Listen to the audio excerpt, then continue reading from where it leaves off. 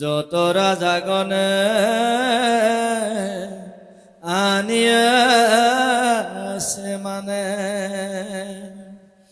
হবেও দিল যৌতুক হস্তি হয় অৰথ ধন অলঙ্কাৰ সুবৰ্ণ মণিয়নে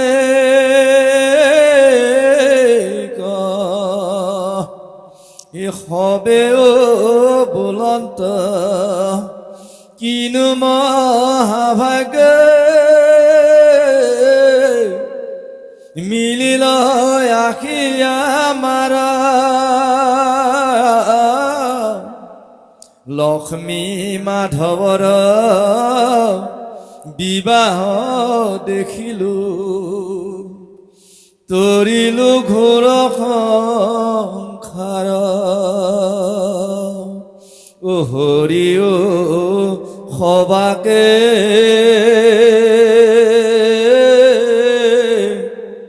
পৰম কৌতুকে কৰিলা বহু সৎকাৰ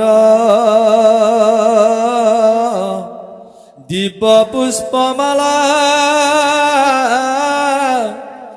চন্দন ভূষণ দিলা নাই অলংকাৰ ব্ৰাহ্মণ কদান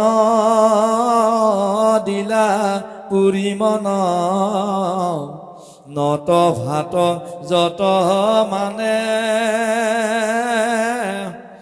বসনে ভূষণে সবাকে তুখিলা লক্ষ্মীপতি জনাৰ্দনে কৃষ্ণৰ বিবাহ দেখি ৰাজাগণে আনন্দ ৰখিমানাই গৈল নিজ ঠাই কৃষ্ণত মেলাই কৃষ্ণৰ মহিমা গায় আৰ ঘৰে ঘৰে গয়া ভাজাৰ আগত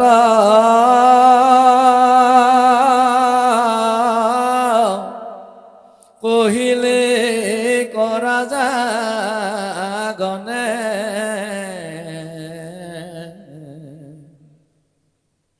যেন মহোৎসৱে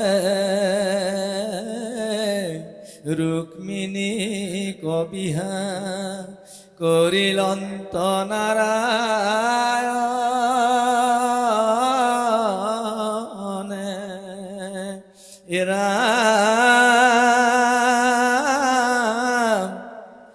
আনুৰাজাগন ৰাজকন্যা যত হবেও ভৈলা বিস্মৃতি নাতভা তগনে শুনিলে কমানে গাই ফুৰে সেই গীত এ জয় চক্ৰপাণি জয়তী ৰুক্মিণী সৰ্বগুণে আতি ধন্যা কৃষ্ণ সমকে পুৰুষ নাহিকে ৰুক্মিণী সদিশ কন্যা। ছবি ৰুক্মিণীক বিবাহ কৰি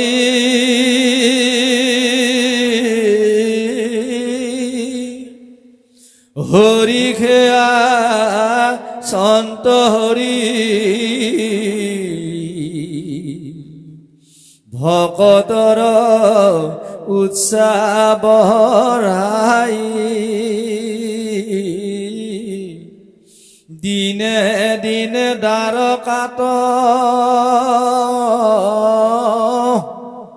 মিলে মহা মহোৎসৱ আউৰ আনন্দৰ সীমা নাই। কৃষ্ণ বাবাই সমস্ত আমি এটা কথা প্ৰত্যেকে উপলব্ধি কৰিব লাগে। ইয়াত পদে লিখিছে কৃষ্ণ আৰু ৰুক্মিণীৰ যি বিবাহ, এই বিবাহৰ কাহিনীটো যিসকলে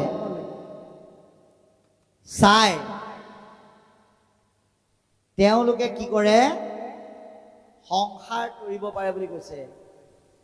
কৃষ্ণ আৰু ৰুক্মিণীৰ বিবাহখনলৈ যিসকল গৈছিল, যিসকলে সেই বিয়া চক্ষুক দৃষ্টিৰে চাইছিল, তেওঁলোকে বোলে সংসাৰ কৰিব পাৰে বুলি কৈছে। এতিয়া বৰ ডাঙৰ কথা হ'ল, আমিতো কোনো যোৱা নাই, আমি তৰিব পাৰিম নে নাই? ভাগৱতে কৈছে আপুনি আমিও তৰিব পাৰিম।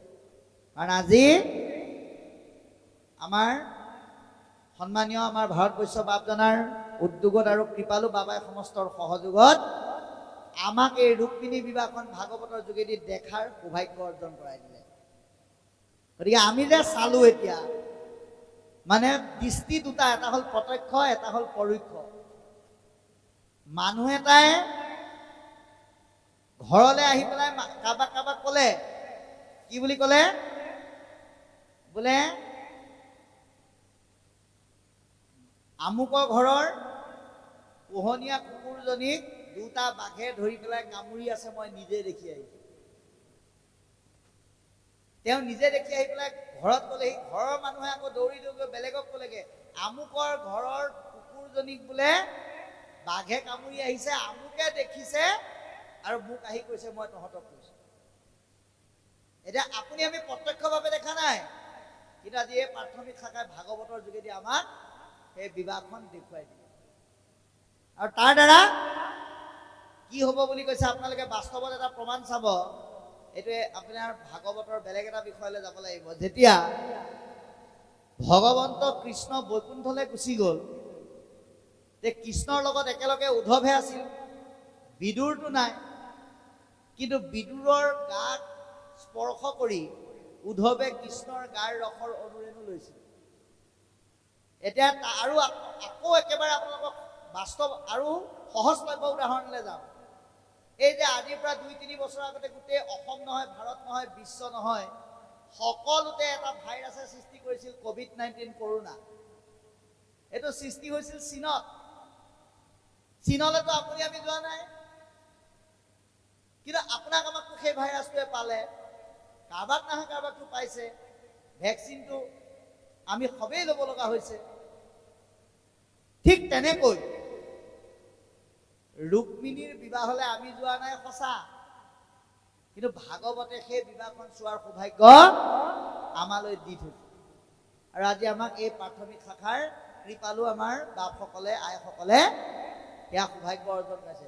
গতিকে ইয়াত পদে কৈছে, এই বিবাহখন যোনে চাই তেওঁলোকে সংসাৰ কৰিব পাৰে, জীৱনৰ সফলতা অৰ্জন কৰিব পাৰে।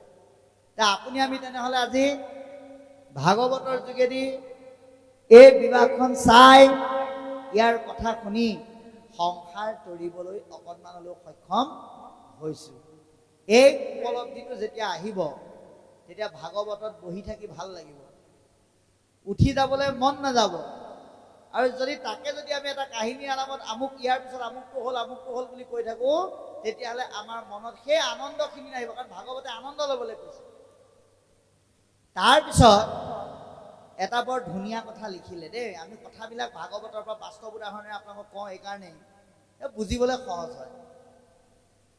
এই কৃষ্ণ আৰু ৰুক্মিণীৰ বিবাহখন ইমানেই সুন্দৰ, ইমানেই লেখত ল'বলগীয়া বিয়া আছিল, যিখন বিয়াৰ কথা ৰজা মহাৰাজাসকলে বিয়া খাই ঘূৰি আহিও নিজৰ নিজৰ ভাৰ্যাৰ আগত কৈছিল যে কৃষ্ণৰ সমান শ্ৰেষ্ঠ পুৰুষ, ৰুক্মিণীৰ সমান শ্ৰেষ্ঠ নাৰী আৰু সংসাৰত নাই। আৰু যিখন বিবাহ গৈ আহিলো, এইখন বিবাহ আগতে হৈছিল, এতিয়া হৈছে নে ভৱিষ্যতে এনেকুৱা বিয়া হ'ব? আজিৰ প্ৰায় 2-3 মাহ আগত সমগ্ৰ ভাৰতবাসী আৰু বিশ্বৰ বহু ব্যক্তি, সম্ভ্ৰান্ত ব্যক্তিয়ে তেনেকুৱা এখন বিবাহৰ কথা বহু দিনলৈকে কৈ আছিল, নীতা আম্বানী আৰু মুকেশ আম্বানীৰ পিতেকৰ বিয়া। যে এনেকুৱা এখন বিয়া য'ত কেইবাটাও অনুষ্ঠান হ'ল, নিউজ পেপাৰ সকলোতে ওলাই গ'ল। সেইবিলাক বাৰু বিলাসিতা, বেলেগ কথা। কিন্তু এতিয়া ভাগৱতৰ মাধ্যমেৰে এই কৃষ্ণ আৰু ৰুক্মিণীৰ এই বিবাহখন বহু দিনলৈকে তেওঁলোকে গুণ গাই আছে, সেই বিয়াখনৰ কথাকে কৈ আছে। ৰুক্মিণী কৃষ্ণৰ গুণ প্ৰশংসাত পঞ্চমুখ হৈ আছে। এই কথাখিনি আমাক কৈ আমাৰ এজন গুণী ব্যক্তিৰ গুণ প্ৰকাশ কৰাৰ শৈলীটো আমাক দেখুৱাই দিছে। আমি অল্প গুণ বিস্তৰ কৰিব লাগে, কাৰো দুখ দেখিব নালাগে। আপুনি যদি অকণমান কিবা এটা ভাল পাই আহিছে, তাকে আপুনি বিস্তৰকে যদি প্ৰকাশ কৰে, সেইটো এজন গুণী লোকৰ এটা চাৰিত্ৰিক যোগাত্মক বৈশিষ্ট্য বুলি কৈছে। গতিকে এই আদৰ্শসমূহ, এই জ্ঞানসমূহ আমি প্ৰত্যেকে উপলব্ধি কৰিবৰ কাৰণে যত্ন কৰিব লাগিব। গতিকে এই ৰুক্মিণী আৰু কৃষ্ণৰ যে বিবাহ হৈ গ'ল, এই বিবাহৰ পিছত দ্বাৰকাত দিনে দিনে বিভিন্ন আনন্দযুক্ত মহোৎসৱ বাঢ়ি আহিল। এই কথাটো আমাক জনাইছে। ইয়াৰ পিছত কি ক'ব আমি চাম।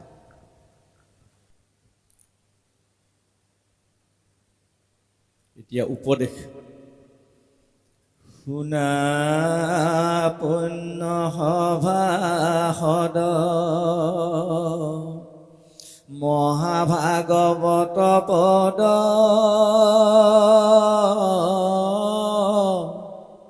কৃষ্ণৰ বিজয়ী মহোৎসৱ,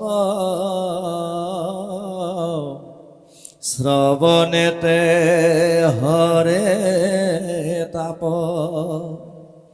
সন্দে দুখ শোক পাপ,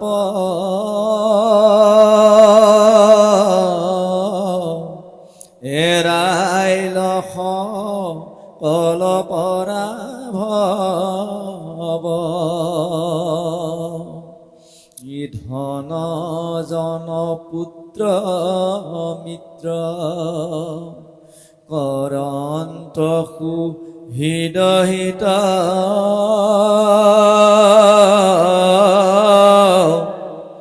দেখা যত কিছু নহে সাৰ, একতিলে যাইবা মৰি, সকলো থাকিবে পৰি, শৰীৰ হৈ বেকচাৰ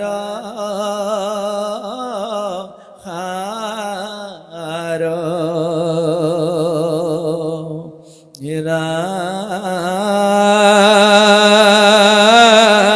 ৰাম হেন জানি আৰু মোহ, চাৰিয়াতে জীৱ দ্ৰোহ, চিন্তিও কয় আপোন কৈলান, কৃষ্ণ কহি দয়ে ধৰা, শ্ৰৱণ কীৰ্তন কৰা কৃষ্ণতেই প্ৰিয় ইটো প্ৰাণ পুত্ৰ ভাৰ্যা ধন জন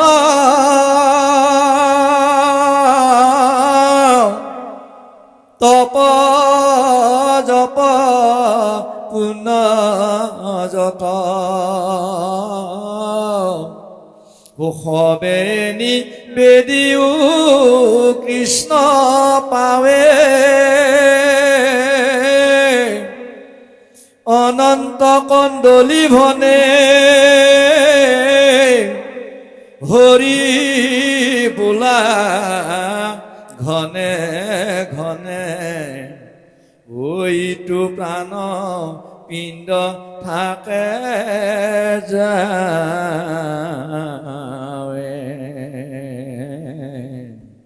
ও হৰি ৰাম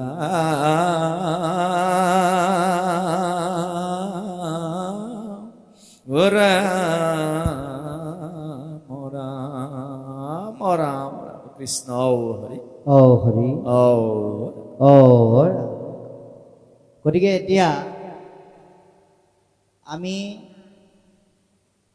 এটা কথা প্ৰত্যেকে গম পালো যে ৰুক্মিণীৰ বিবাহ আৰু কৃষ্ণৰ লগত হোৱা সম্বন্ধৰ এই কথাখিনি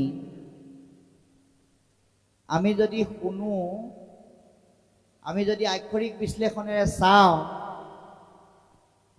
তেতিয়াহ'লে আমাৰ কি হয় বুলি ক'লে মনলৈ আনন্দ আহে আৰু সংসাৰৰ তাপবিলাক নাইকিয়া হয়। ভাগৱতৰ প্ৰথমৰ পৰা দ্বাদশলৈকে প্ৰতিটো অধ্যায়ৰ প্ৰতিটো শব্দই আমাৰ সংসাৰৰ তাপ নাইকিয়া হোৱাত সহায় কৰে। সেইকাৰণে ভাগৱতৰ শেষৰ শ্লোকটোৱে কৈছে ত্ৰাপত্ৰয় উন্মূলনম শ্ৰীমদ ভাগৱত মহামুনি কৃতে কিম্বা পৰৈ ঈশ্বৰ। পৰ মানে আত্মাযুক্ত ঈশ্বৰৰ ভাগৱতমুখী জ্ঞানে সংসাৰ ৰূপী তাপৰ পৰা সমূল আনছে আমাক বিনাশ কৰে, আঁতৰ হোৱাত সহায় কৰে। আজি দশম স্কন্ধৰ মাধ্যমেৰে শুনা এই বিবাহৰ যোগেদিও আমি আমাৰ সংসাৰৰ তাপবিলাক নাইকিয়া কৰিবলৈ তিনিটা তাপত আপুনি আমি প্ৰত্যেকে সন্তাপিত হৈ আছো, আদি ভৌতিক, আদি দৈবিক আৰু আধ্যাত্মিক। এই তিনিটা তাপে আমাক যেনেকৈ ক্ৰিয়া কৰি আছে সেই ক্ৰিয়াই আমাক সকলোকে দহি আছে। ইয়াৰ পৰা ৰক্ষা পাবলৈ হ'লে আমি কি কৰিব লাগিব? এই ৰুক্মিণীৰ বিবাহৰ এই কথাখিনি আমি প্ৰত্যেকে শ্ৰৱণ কৰিব লাগিব। সেইকাৰণে কৈছে যে হেৰা জীৱশ্ৰেষ্ঠ মানৱ, ধন জন ঐশ্বৰ্য বিভূতি পুত্ৰ ভাৰ্যা দিব্য বাৰী ঘৰ দুৱাৰ যিমান আছে এইবিলাক চব ইয়াতে পৰি থাকিব। সংসাৰৰ পৰা যাওঁতে লগত একো নিব নোৱাৰে, অকলেহে যাব লাগিব। গতিকে আনন্দটো এইবিলাকৰ দ্বাৰা নকৰি ভক্তি তত্ত্ব ৰাম কৃষ্ণ নামৰ দ্বাৰা কৰিবলৈ আমাক এই সভাত থকা লোকসকলক আহ্বান জনাইছে। আৰু সেইকাৰণে আমি কি কৰিব লাগিব? আমাৰ ইন্দ্ৰিয়বিলাকত নামত সংযোগ কৰাব লাগিব। আমি ইয়াত কৈ গ'ল যে ভগৱন্তৰ ৰূপটো হৃদয়ত ধৰা, মুখেৰে নাম কোৱা। হে ভাবক ভাই ভজ ভগৱন্ত ভক্তি ভাৱে বুলি কাক ক'লে? আপোনাৰ কাষত বহি থকা ভাইকটোক কোৱা নাই, মন ৰূপী ভাইক কৈছে, হে মন ভাই, তই ৰামক ভজনা কৰ। কি ৰূপেৰে? ভক্তিময় ভাৱ ৰূপেৰে। সেইকাৰণে নিজেই নিজক কওক, অন্ততঃ জিভাখনক কওক, হেৰ জিভা,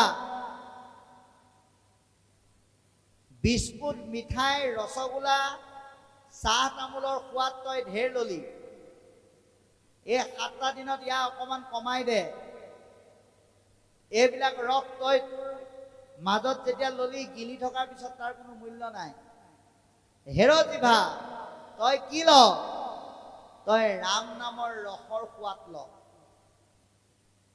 এয়া আমি ইন্দ্ৰিয়বিলাকক সচেতন কৰিব লাগিব। ৰুক্মিণী বিবাহৰ আনন্দটো আপুনি তেতিয়াহে পাব। আপুনি মুখখনক ক'ব লাগিব, হেৰ মুখ, কাৰ ঘৰলৈ কোন আহিল, কাৰ ঘৰলৈ কোন গ'ল, কাৰ ঘৰৰ পৰা কোনে কি নিলে, সেয়া কথা বহুত পাতিলি। আজি দিনটোতো অন্ততঃ কৃষ্ণ কথা পাত, এই বুলি মুখক ক'ব লাগিব। কাণক সচেতন কৰিব লাগিব, হেৰ কাণ, সোণৰ ৰূপৰ অলংকাৰ পিন্ধি নিজকে সকলোতকে ধুনীয়া কৰিবলৈ তই ঢেৰ শিকিলি, য'তে ত'তে গ্ৰাম্য কথা বহুত শুনিলি। আজি তই তোৰ কাণখন ৰাম নামৰ অলংকাৰেৰে অলংকৃত কৰি ভক্তিৰ ৰস পান কৰ। হাতক, ভৰিক, সমস্ত ইন্দ্ৰিয়ক আমি তেনেকৈ ভক্তিমুখী পথলৈ আনিবৰ কাৰণে আমাক আহ্বান জনাইছে। ইয়াৰ বাহিৰে আমাৰ গত্যন্তৰ নাই। এই পঞ্চভৌতিক দেহটো পাই পেলাই যদি কেৱল শৰীৰৰ কাৰণেই কৰ্ম কৰি থাকো, কামত নাহিব। আপোনালোকে এটা বাস্তৱ কথা চাব, আজি যে আপোনালোকে আমাক ইমান সুন্দৰকৈ আদৰি আনি সাজপাৰ কৰোৱাই পেলাই যে পথত বহুৱাইছে, কেলে বহুৱাইছে? কাৰণ আমাৰ মুখৰ শব্দখিনি আছে, মনৰ ভাৱখিনি আছে। কেনেবাকে দেহৰ পৰা জীৱটো গুচি যোৱাৰ লগে লগে এই কথত বহুৱাই থোৱা দেহটো নি আপোনালোকে ক'ত পেলাব? চুচুৰাই নি বাহিৰলৈ লৈ যাব। অৰ্থাৎ প্ৰাণ থকাৰ কাৰণেহে শৰীৰটোৰ মূল্য আছে, এনেই শৰীৰৰ মূল্য নাই। সেইকাৰণে এই প্ৰাণযুক্ত শৰীৰটোক সঠিক ৰূপত ৰূপায়ণ কৰিবৰ কাৰণে আমি প্ৰত্যেকজন ব্যক্তিয়ে যত্ন কৰিব লাগিব। সেইকাৰণে আপোনালোকে নিজে নিজক সোধক, আপোনালোকে যে সেৱকী বা উদ্যোক্তাৰ নিমন্ত্ৰণত ইয়ালৈ আহিল, ইয়াত প্ৰৱেশ কৰাৰ লগে লগে আপোনালোকে কি পালে? আহিয়ে আপোনালোকে কি পালে? কৃষ্ণ কথা শুনা পালে ভাগৱতৰ যোগেদি। কৃষ্ণ কথা শুনাৰ মাধ্যমেৰে ইয়াত আহি আপোনালোকে কি পালে? বোলে ঈশ্বৰৰ নাম পালো। নামৰ সোৱাদটো কেনেকুৱা? কোনোবা এজন ব্যক্তিক যদি সুধো, বোলে চেনি খাবলৈ কেনেকুৱা? বোলে মিঠা। তাৰ বিপৰীতে আম খাবলৈ কেনেকুৱা? বোলে টেঙা। তেতিয়াহ'লে নামৰ সোৱাদটো কেনেকুৱা? বোলে অমৃতৰ দৰে। সেইটো কেৱল ভাগৱতে কৈছে, শুনিলে নহব, নিজেও ক'ব লাগিব। কি বুলি ক'ব লাগিব? হে ৰাম ৰাম আহি পালো, সাধুৰ সমাজ বহি পালো না,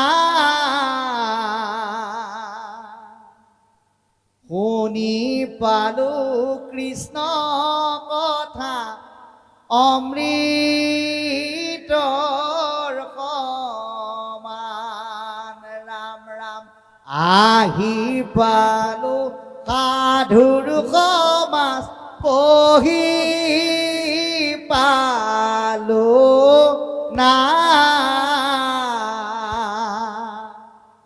শুনি পালো কৃষ্ণ কথা অমৃত। এ ৰাম আহি পালো, সাধুৰ সমাজ বহি পালো না।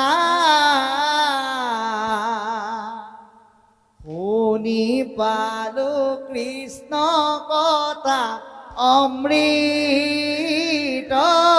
কমা ঐ ৰাম আহি পালো সাধুৰ ক্ষমা বহি পালো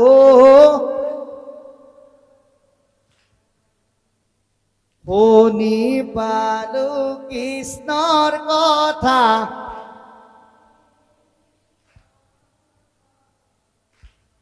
এ ৰাম শুক মুনি ৰাজা তক হন্ত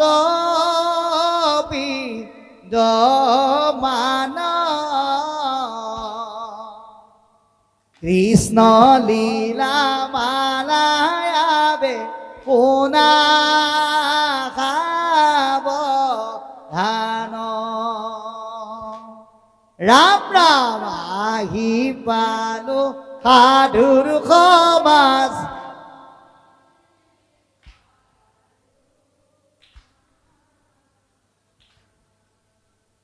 শুনি পালো কৃষ্ণৰ কথা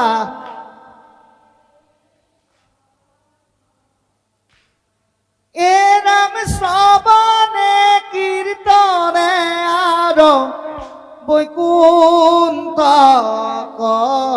যা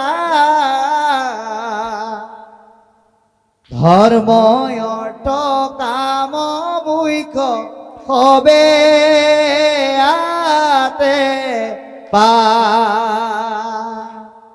এ ৰাম আহি পালো সাধুৰ সমাজ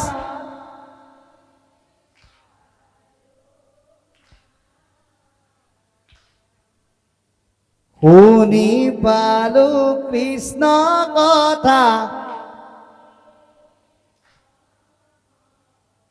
হে ৰাম ৰাম ব্ৰহ্মায়ে পাৰ্থিলা পৃথি বীৰ দেখি ৰাখ লৈলা দৈৱ কিৰয়ুদ ৰত হৰি বাস এ ৰাম আহি পালো বহি পালো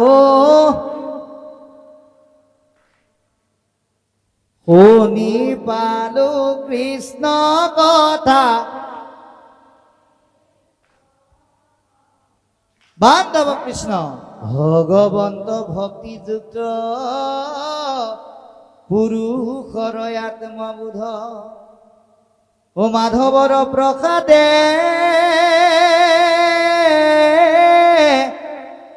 মিলয় কৃষ্ণৰ কৃপাত যেবে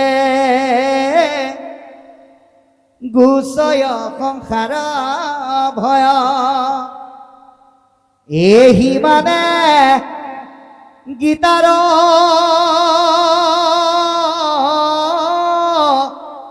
নিৰ্ণয়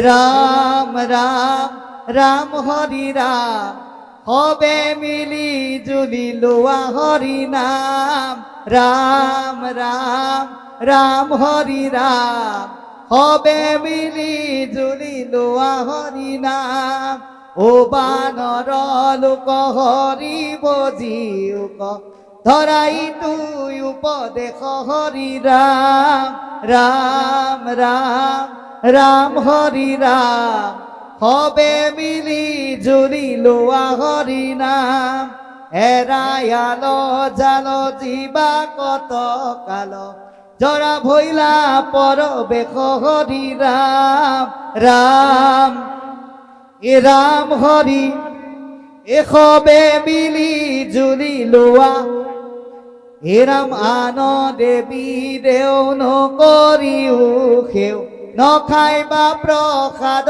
তাৰ হৰি ৰাম ৰাম হৰি ৰাম হবে মিলি জুলি লোৱা হৰি নাম গিহু নপখিবা মূৰ্তি কোন চাইবা ভক্তি হইব ব্যভিচার হরি রাম রাম রাম রাম হরি রাম হবে মিলি জুলি হে রাম এক কৃষ্ণ দেব করিও খেব ধরিও তাহান নাম হরি রাম রাম হরি রাম হবে মিলি জুলি লোৱা হৰি নাম কৃষ্ণ দাস হয়া প্ৰসাদ ভুঞ্জিয়া হস্তে কৰা তান কাম হৰি ৰাম ৰাম হৰি ৰাম হবে মিলি জুলি ও ৰাম জয় হৰি কিয়ে জয় জয় হৰি গোপাল গো বিন্দৰা কৃষ্ণ।